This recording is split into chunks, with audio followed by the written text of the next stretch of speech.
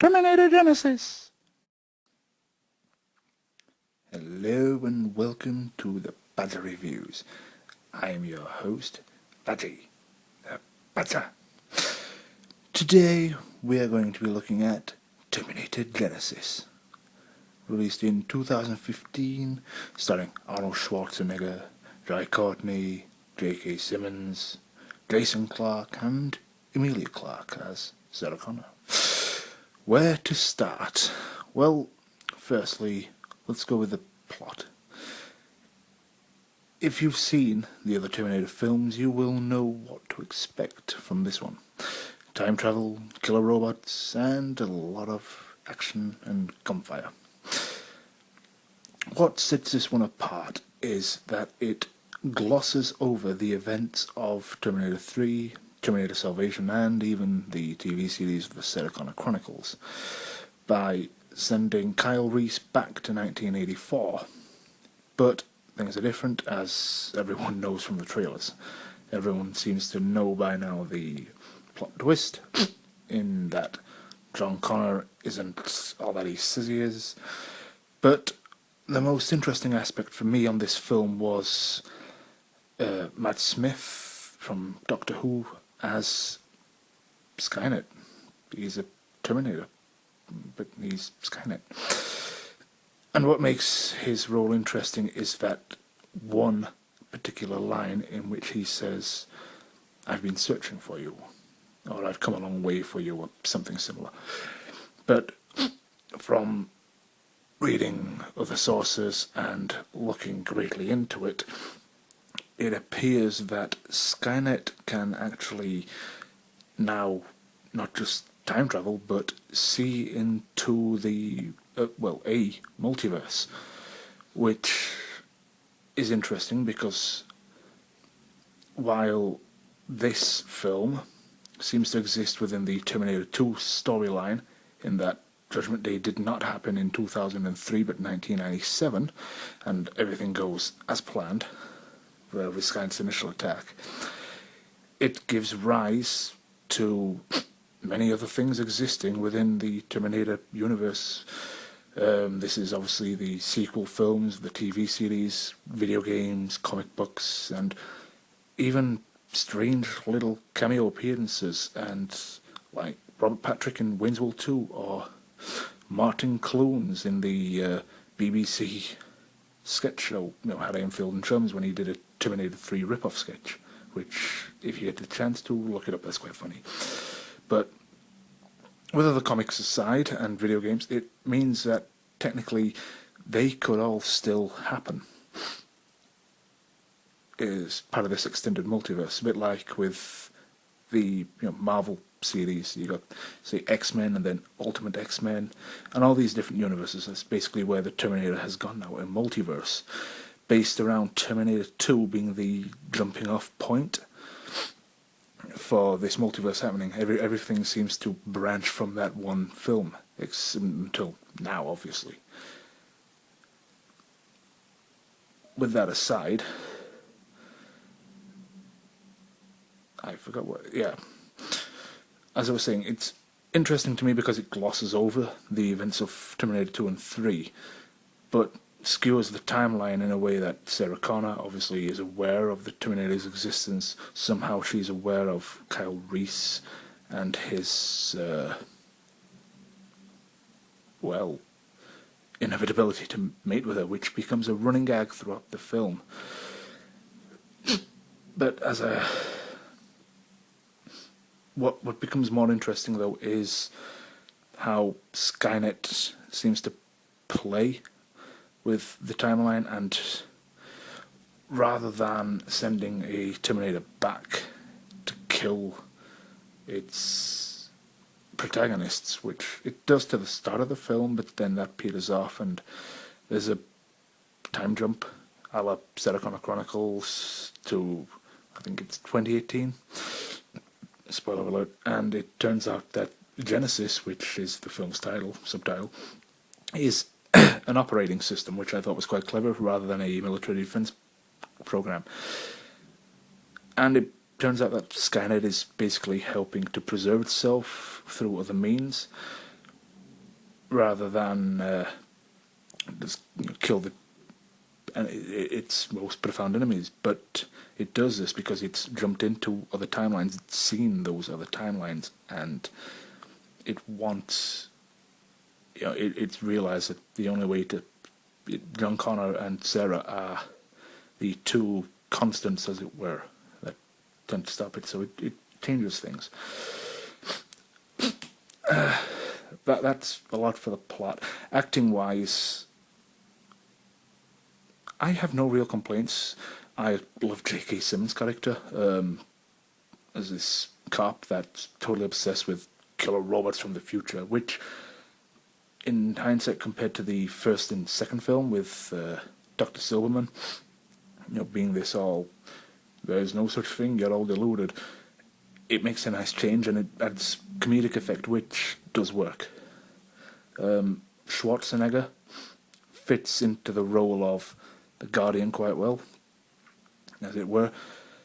A lot of people have criticised this because his acting is wooden and he's too old, but he works, he does it well. I have no real complaints about Schwarzenegger, it's what people went to see. Emilia Clarke as Sarah Connor. This, I thought going in to see this film that this would be a problem because she is Daenerys Targaryen, and in some ways she still is. She still has those same mannerisms, as it were, and that same sense of authority. But she plays the role well. She, at times it's hard to distinguish her from Linda Hamilton's Sarah Connor in Terminator 1, facial expressions, and they did a good job. My count them, two big gripes would have to be Jason Clarke as John Connor. To me, this didn't gel. After coming off Christian Bale, he just seemed a bit ordinary. He didn't stand out to me. Whereas if you look Terminator 2, Judgment Day, the shooter prologue, he's this withered, battle-scarred, ready general. That's what he is. And after Salvation with Christian Bale, despite his performance, it was generally good, but I could see his character becoming that withered old general. But Jason Clarke, he's a bit ordinary. I can't put my finger on it. The other thing that surprised me was Jai Courtney as Kyle Reese. To me, nobody can replace Michael Biehn. He is Kyle Reese, for better or worse. But Jai Courtney did a good job. I managed to peg him as Kyle Reese at times, but the one thing that gnawed me was, believe it or not, his body. It's too well sculpted. He's very action hero, where if you go back to the original film, carries Michael Bihn's body, while being athletic and fit, he's scarred, he's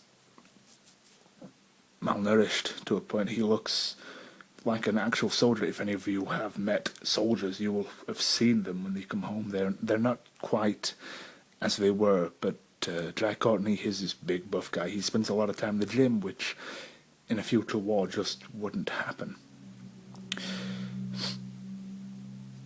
And as for Matt Smith, I never liked him as the Doctor. I thought he was terrible, but this gave me cause for concern with seeing he had a role in this, and I was like, I really don't want to see this. But for brief part he works quite well.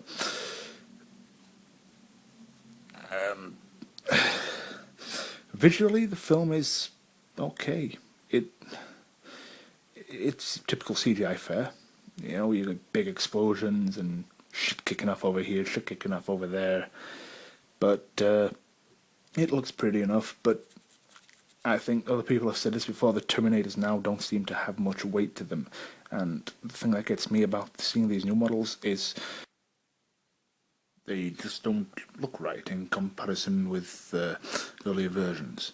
Especially the chest cavity area there. That bit. It's a bit like it looks a bit like the hubcap with about the circular bit. But that just always appears wrong to me. But yeah, there's something quite off about them. They don't seem as mechanical anymore. I'm guessing that's because of the CGI allowing them to move better.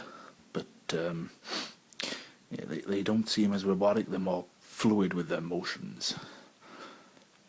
I've got to admit though, I did have some reservations going into the film. We're watching with the new, after seeing the trailers of the new, I don't know what model it is, some people calling it the T3000, but overall that worked quite nicely. I quite liked the design of that model. It played off well. It reminded me of the nanobot thing from Transformers: Revenge of the Fallen. Yes, the way it formed and moved and rebuilt itself. Yeah, so that was quite nice. There was nice lighting. I was quite impressed by the lighting. It seemed natural and flowed. Not like there wasn't an overabundance of lens flaring or like the first film was mired with street lamps and nightclubs, and it was set primarily at night time. So it worked. The second one seemed to me to almost have a blue tint to it, and the third and fourth films, the fourth had a really orangey palette, and the third one was quite interesting to me because it brings across this sense of impending doom. Everything seems like, if you've ever seen a sunrise at summer, everything looks quite nice and serene, but then as it goes on, it's got this impending doom feel about it. That's just the lighting. That was quite brilliant. This, it's got that same feel to it, that serenity, but there's something more to it. That's what the lighting did for me. It's a lot of it's mostly natural, so yeah, I quite like that about it.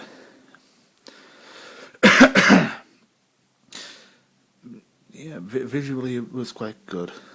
Another thing that did jar me was the T1000 that turned up. I mean, a lot of people actually complained about the presence of a T1000 in the first place, but James Cameron originally wanted the Terminator to be liquid metal in his first drafts, so I thought that was quite a nice throwback to that. But compared to Robert Patrick's T1000, the way it moved, the way the liquid metal flowed, it didn't seem as organic. It seemed, well, that's you could tell it was a computer, but it worked nice enough, and I quite liked the way everything was recreated. Those bits in the first film, like when the Terminator's arrival, it was done shot for shot, pretty much. The department store where Reese runs to was nicely recreated. I quite like that. And then, obviously that's about it. The thing that put me off about that most of the recreations was, well, it looked good. You could tell, especially if you're a big Terminator fan like I am, you could tell that it was a recreation. I mean, when the young 800, young Arnie is going up to those three punks, and they're not the same punks. Visually they're not the same punks. You want Bill Paxton there going, well, I can't remember his lines. I think it's, and the delivery of the lines, like the wash leader motto, nothing clean, right? It seemed off. It wasn't the same delivery, and I think they'd have been better just reusing the clips from the first film for that, and then integrating the new stuff with it. I think that would have worked a whole lot better. Yeah, visually it was quite nice. So it was definitely a pretty film to look at, and the end with the labs felt, because there's always labs or computer things. I mean, I could put spoilers, obviously. It felt cold and cybernetic and inorganic, which it's supposed to be. They go to these places which are the hearts of Skynet. The first one with the Cyberdyne factory, the second one with the Cyberdyne system labs, third one with CRS, and even the fourth one, when they actually invade Skynet, it's got this cold, metal, inorganic, uncaring feel to it, and I quite like that. They kept that tone. But going back to visually, the future war scenes, they were good. They were impressive. They went back to that blue palette, dark, disturbing tone, but they kept the Terminator 3 future war upwards, where everyone's like, yeah, we'll fucking kick their ass. Whereas I think the Terminator franchise should really be looking at getting away from that and looking at the one Reese dreams about, where he's in the tunnels and the people crying they don't like this life. Children keep himself warm in front of a fire, which is burnout TV. I think that is a brilliant description, as it were. I can't remember the term now. It's evaded me. It's a depiction, sorry, of what it'd be like for those civilians. Whereas with the third one, you've got Nick Stahlsdown coming out stood on top of a fallen HK going, yeah, we'll win. And obviously, Christian Bale's John Connor screaming, I'm Batman everywhere. And it seems a bit too gung-ho, and the fifth one takes that and runs with it a bit more. John Connor, he's this great leader, he's going to fuck everything up, but, everyone's behind him, and I get that, but there's no sense of despair. There's this one man, one single man, and, he's running the show, which is all well and good, but there's got to be some people out there that are all like, nah, this can't work, he's going to fuck it. But everyone seems to be behind him, and again, with that, there's the original T1 models, I do believe, if I saw them, and these new Walker Spider-Crawler things, although they're not actually new. If you played the Terminator Salvation game, you will recognize them. They're modified versions of that. But things just sort of seemed off about that. I can't put my paw on it. I think it's the way the models look. They look a bit like the model designs from the Sarah Connor Chronicles, which seemed far too bulky to be machines even hidden under Arnold's massive exterior. They just look too bulky. They weren't 600s either. They were 800 models. So it just seemed a bit off. But yeah, sound-wise, I have no complaints, none whatsoever.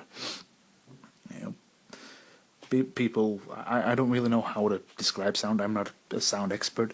The music was nice. In fact, the Terminator theme tune that's played within this film, right at the end credits and whatnot, it is my favorite rendition of that theme. Obviously, I love the Terminator 1 and 2, and the third one was a slight departure, try to make it more epic. And the fourth one, well, yep, camera shake. Less said about that, the better. It just seemed, but this one is almost somber in a way.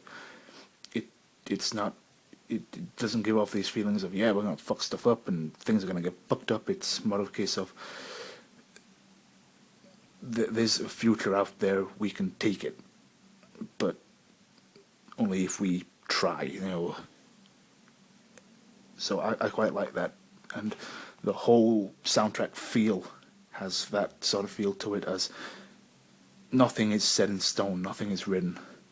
It's a bit like Terminator 2's, where Sarah Connor's narrating that, when they're on the way to Cyberdyne, and there's that, I can't describe the theme tune that's playing in the background. It's almost metal, but there's a sense of futuristic wonderment to it. Like, the future is not set. They have the ability to change things. It's got that sort of feel to it, but a completely different sound. It works well. Whereas the first one emulated a technological nightmare. The fourth one and the third one were just noise. The soundtracks really didn't fit. Especially the third one with that weird emulating everywhere. It was just, you don't need that. But overall it works fine. I had no problems with speech or dialogue. It never felt forced. Even Arnold's comedic phrases like, "Hello, nice to meet you. Get out. Fuck you." It just it went well. The comedy works in this film. Nothing dialogue-wise seems forced, except for one bit. The one bit is when the T-1000 turns up right at the start when Kyle Reese goes back, and he's like, "What day is it?" And it's like, "The day you die," or some shit like that. And it's like, yeah, fuck you. Fuck you. The fuck was that? Anyway, yeah, so other than that, there's no problems with dialogue delivery. It sounds nice. The explosions are all big and boom and fuck you. And yeah, it's a really nice sounding film. I know a lot of people have complained about this film, saying, "Oh, it's a departure." Oh, well, not a departure. It'll never be as good as Terminator 2. It's not as good. It's more of the same. And I'll agree it is. But nothing will ever be as good as Terminator 2. That those are big shoes to fill. James Cameron raised that bar so fucking high, nothing will ever beat it.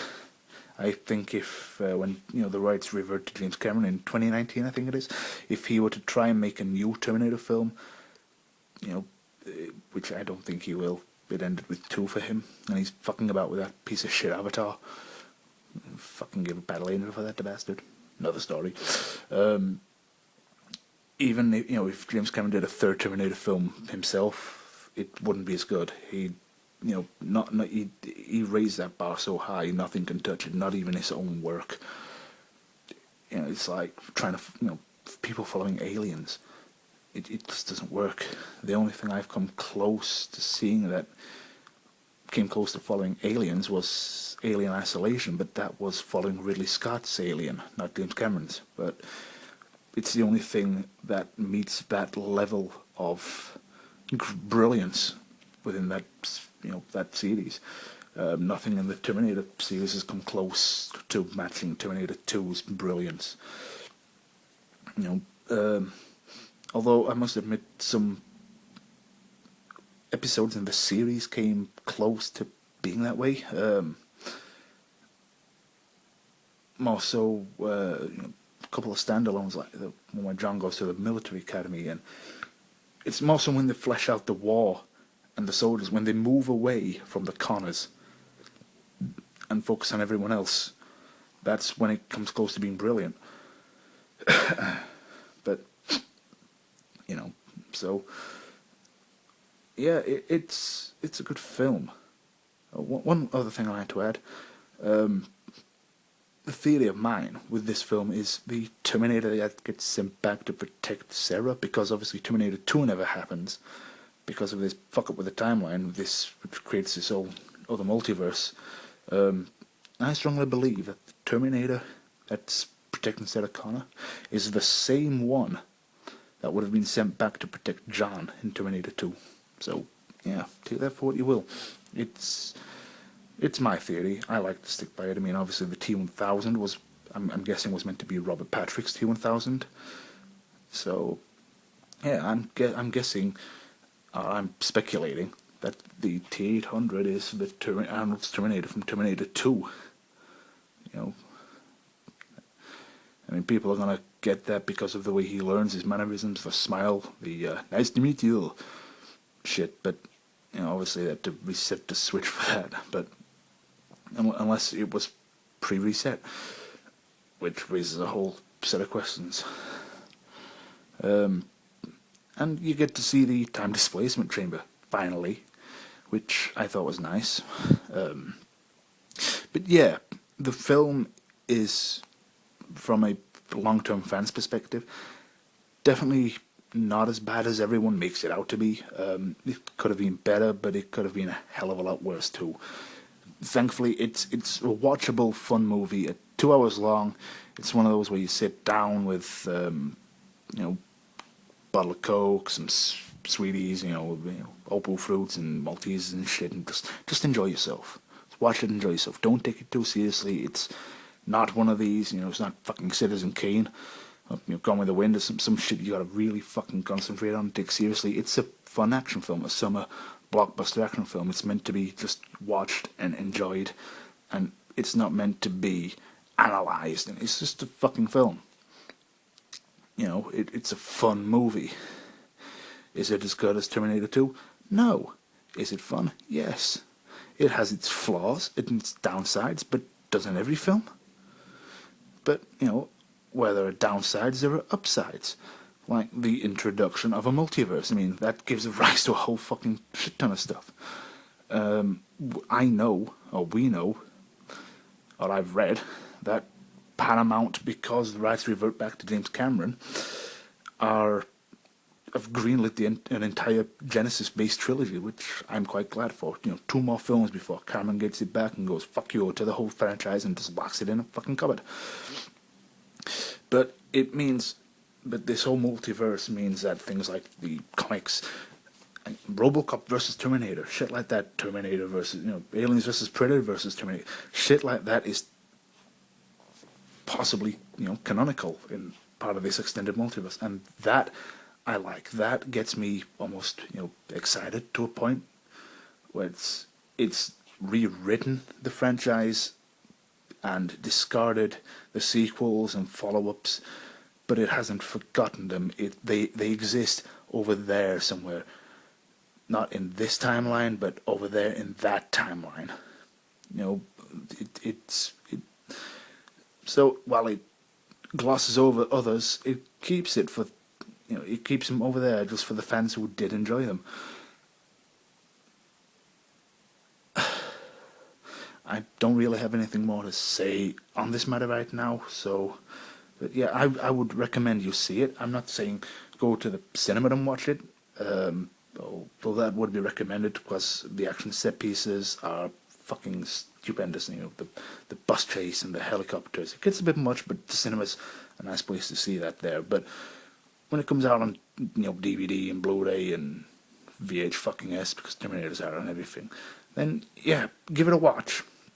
Netflix it, whatever, when it's out, give it a watch. Don't take it too seriously. Just enjoy the film for what it is. And what it is just, a film. Just watch it, enjoy it. I'm not saying you have to love it or even like it, but at least give it a go with an open mind. Do not try and compare it to Terminator 2 or the original Terminator, because it isn't them. It will never be them. But it's its own beast with its own story. Is it as good? No. But it's enjoyable. And for some parts it works, other parts it flops. But, it tries to do something new, like the Genisys operating system. Instead of a, military computer super overlord, it tries to modernize it while being recognizable, changing stuff while keeping it the same. It's just good fun all round. I thought personally, I enjoyed it. I enjoyed it for what it was. I went in there with zero expectations, especially after seeing that trailer. But yeah, I did quite enjoy it. So yeah, I recommend you see it at some point. Not right now, maybe, but at some point. Anyway, this has been Badgie the Badger for the Badger Reviews. Doodles.